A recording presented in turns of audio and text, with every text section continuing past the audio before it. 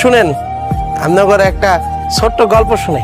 আমি একটা মেয়েরে অনেক ভালোবাসতাম, কিন্তু দুঃখের বিষয় আমার আব্বা ওটা মাইনা নেয়।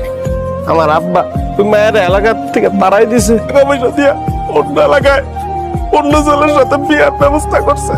আমি আমার ভালোবাসা হারাই ফেলছি। কারণ কি জানেন, ও ছিল কাউন্সিলর, তার মান সম্মানে বাঁচছে। আমি একটা গরিব মেয়েরে ভালোবাসছিলাম। আমি যখন প্রতিবাদ করছি, আমার আব্বা আমারে 6টা মাস সিঙ্গল দিয়া বাঁধা রাখছে, ঘরের মধ্যে আটকায় রাখছে। সবার কাছে কই বেড়াইছে আমি পাগল হয়ে গেছি। চুপ কর, আমার আব্বা আমার জীবনটা নষ্ট করে দিয়েছে। চুপ থাক তুই। চুপ করবো না আমি। 2 দিন পর এই এলাকায় আরেকটা পাগল জন্ম নিব।